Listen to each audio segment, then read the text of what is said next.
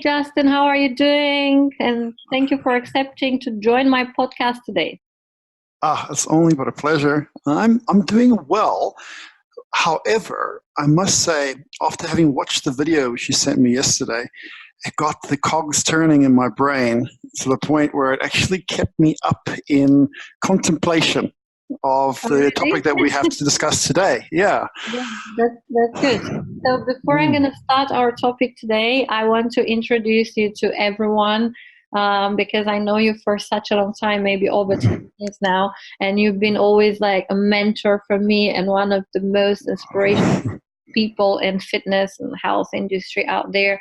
And I'm very thankful that you accepted to join me today. And I hope everyone is going to learn and get lots of knowledge and motivation from what we're going to be talking today. So guys, this is Justin Maguire. For me, he's like one of the biggest fitness gurus in the world. And you're too kind. Whatever he has to say, you got to take it on board because it will make so much sense and it's going to completely change your life. Well, thank you, Andreea. Yeah, no, Andrea's, she's been an absolute sweetheart of a friend and an amazing just person to know in my life as well. Definitely been there for me during the thick and the thin, and it's only a pleasure to be on your podcast today. Thank you so much, Justin. Before we will start our topic of the day, which is stress, adrenal fatigue, and maybe we will have a little bit of time to go into insulin resistance, which is a very broad topic and you cannot cover in one podcast, but maybe just going to give people the most important things out of it.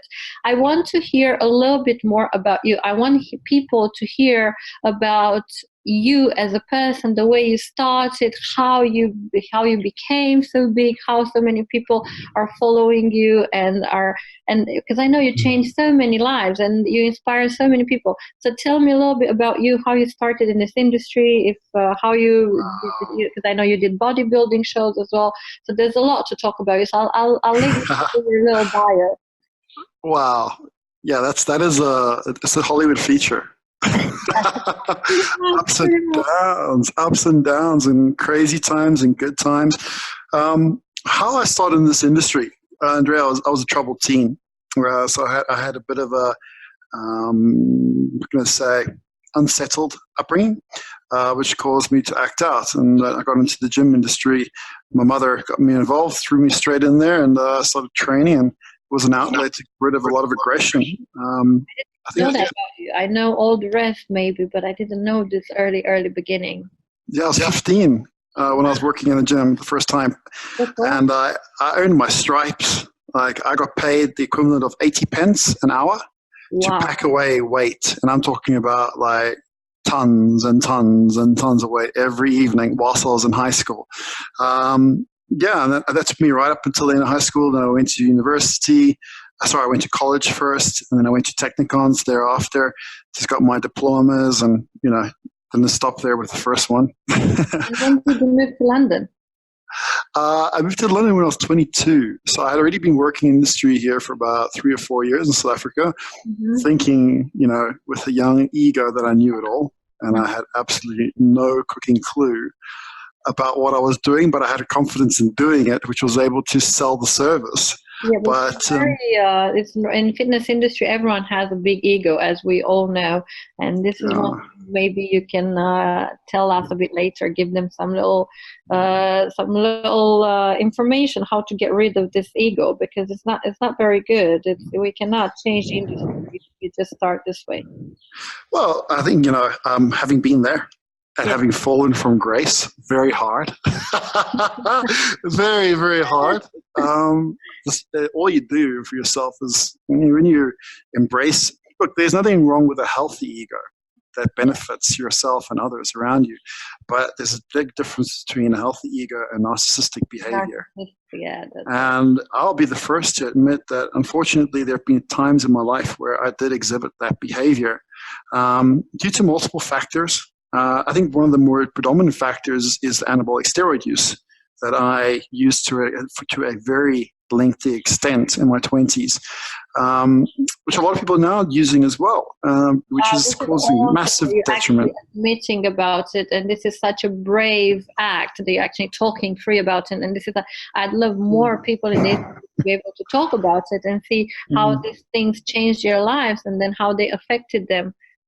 Well, it changed my life to the point where now I have to use hormone replacement therapy.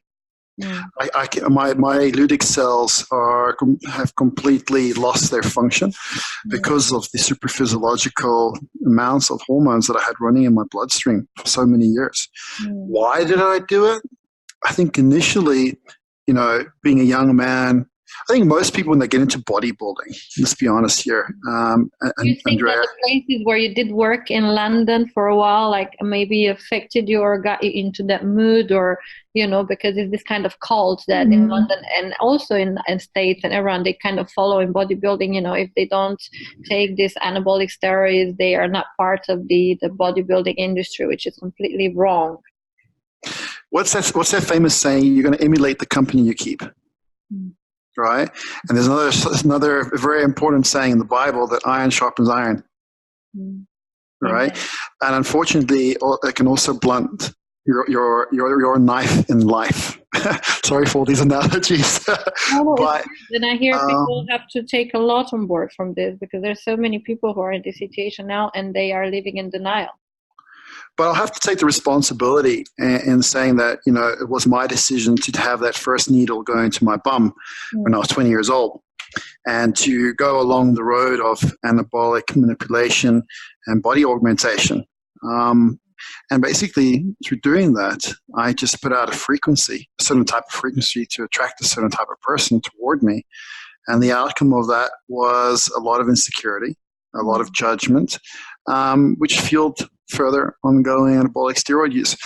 And that was pretty much, a big factor to a very turbulent experience, but very much enlightening and very grateful. I am very grateful for having had that opportunity. You cannot get in lights. You cannot find the light if you don't go all the way to the bottom in the dark. And I'm sure it's part of your journey, and it made you who you are now. And because I know, other than doing this, you have so much knowledge about everything health and fitness related. So Well, I feel a bit anxious now that you put me on that pedestal. But thank you.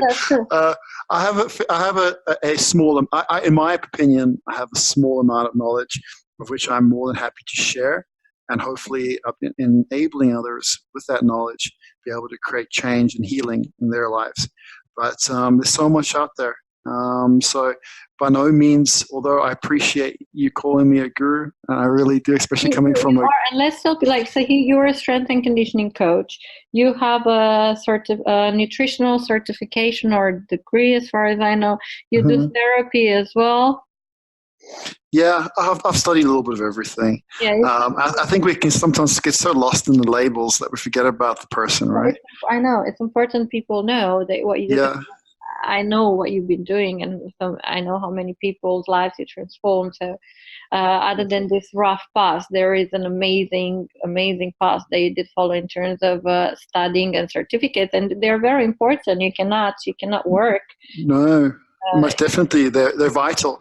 I'm finishing up now. I've just finished up a higher certification in blood chemistry analysis. I'm busy doing another one as well. I've never stopped studying after school. Never did. And that was my saving grace. I think in light of everything else, is that no matter how tough things got, I always studied.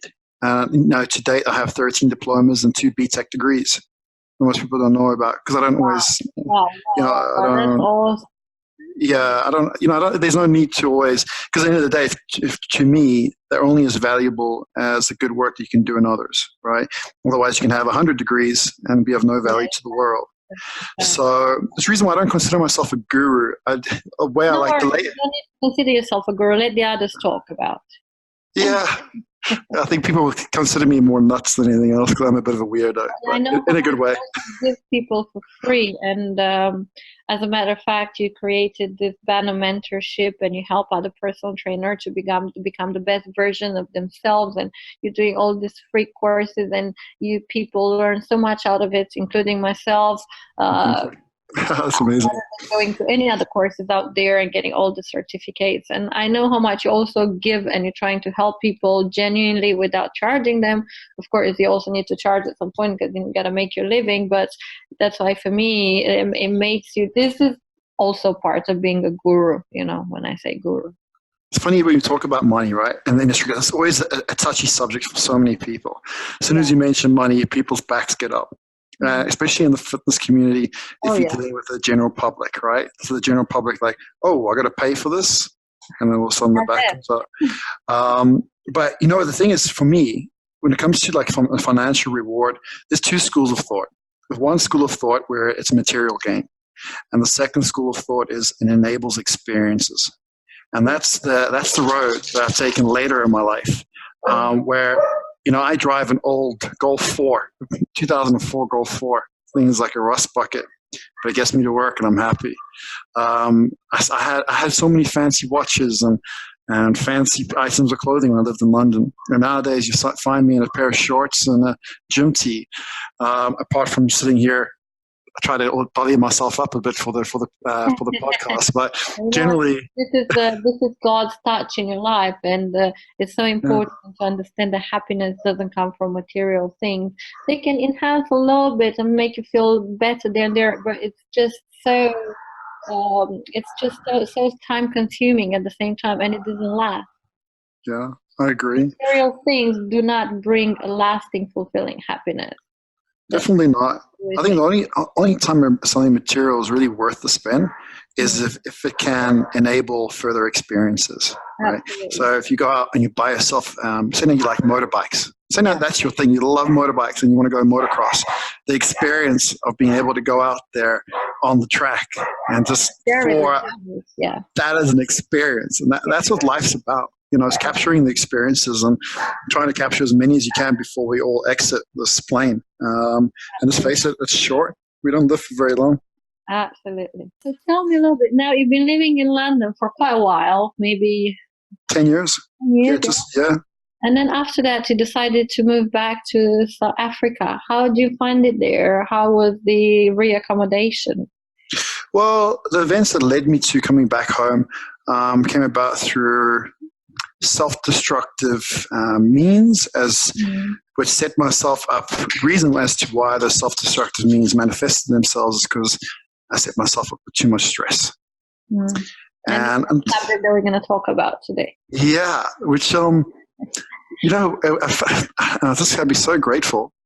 As you know, I'm a Christian. And I'm so happy that you are Christian, or you became Christian, because when I met you in London a long, long time ago, and I was just giving my life to God, and I was telling you about that, you're kind of laughing a little bit at me. And then when you were laughing, I was looking at you, and I actually said a prayer to Jesus, and I said, one day, please, Jesus, come into his life. And then when you told me you became a Christian, I was like, amen. Yeah, I'll tell you what. The freedom that it gives you, or not, but it manifested, and now with God's life touch in your life, you are wow. You are like, I cannot even read more. I'm happy. I'm really happy. You're happy, and you have an amazing aura around you. Amazing, good vibes you're sending all the time, and this is just so important in order to change people's lives. Because we need more love. We need more love and more positivity in this messed up world, unfortunately. Yeah, unfortunately, the vibrations can be a little bit distorted at the moment. So, but unfortunately, as you know, you've been through your own journey, and you can attest to this too. In order for us to be able to be in a position to help others, we need to have gone through those lessons ourselves. Oh yeah, definitely. Yeah, I mean, just to go back to answer your question as to how the transition was from London to South Africa. Well, in London, many people don't know this, but I would sporadically, every month, like one weekend a month, maybe one weekend every other month, try to comfort myself with recreational drugs, in addition to using scrupulous amounts of anabolic steroids. Like everyone does, all the body. Yeah, most people don't talk about it, right? Most people deny it and say, "Oh no," and they'll frown upon. And it's so funny how society is about alcohol and cigarettes. They condone that, but when it comes to self-medication, it's extremely frowned upon. And yes, it should be frowned upon to a certain degree, but it should also be understood. Any time a human being decides to put a toxin in their body to feel better, you have to know that there's something seriously wrong. Oh yeah, absolutely. Right. And that is what people are doing. And that's what I was doing. This is the way people relax in London. They think the moment the weekend has come, and then they want to get out of that roller coaster of the rat race they're into. They're going to get the alcohol going on. They're going to get the recreational drugs going on. And that's it. This is life. We are relaxing ourselves. We need to enjoy life. This is the way people understand enjoyment in London, unfortunately. Most of the big cities that I've been to. And it's a shame. It's a shame. It's a downward spiral. It's a downward spiral into destroying multiple areas of a person's life. It caused a massive ridge within my own psyche and psychological presence and reassurance of who I thought I was as a person, to being so confused and not knowing who I was anymore. Couple that with way too much stress and trying to live up to family responsibilities. Eventually, everything just imploded. Ended up getting divorced. Ended up losing shares in the business that I had. Was accused of stealing money in the process, which I never did at all. Every single cent that I ever spent with that business for the shareholders was actually signed off with the shareholder manager. Is basically the major share. One of the shareholders is the authority to say yay or nay to any expenses. So everything was always signed off upon, and I actually lost £95,000 worth of earnings and investment in that. But yeah, people this came out of the stress that you're going through, or the fact that you were not your best self. And like kind of the way you're feeling at that time dragged you into taking wrong decisions with business? I had the wrong intentions going into the business. The intention was to make more money, to try and live up to a perceived level of new responsibility, which I thought that I had to basically become more affluent to be able to support my newfound family. But in doing that, I lost light of what family really is. And it's a blessing to be able to spend time with. So I ended up spending very little time with them, more time to try and run the business. But the more that I tried to run after success, the further it went away from me. And eventually, I just lost. Is this really success? See, like, maybe God wanted to show you that that's not real success. No, definitely wasn't. Like, I can tell you that much. Perceived success, so Yeah. And I know you've been going through so much, and I see the way you are, the way you look, and the way you feel ever since you moved back to South Africa, and you're a completely different person. Your stress levels went down. You're just like so much more patient, and you're a completely different person, really. I mean, for me, you've always been an amazing friend in London, but I know how busy you were. You're like always like in meetings, couldn't do this, that, which is normal. Everyone in London is the same. It's called stress, or, how should I say, adrenal fatigue, or the way you want to say. Altered perception. I like that. Altered perception. An altered perception of reality. That's not true. That's not true.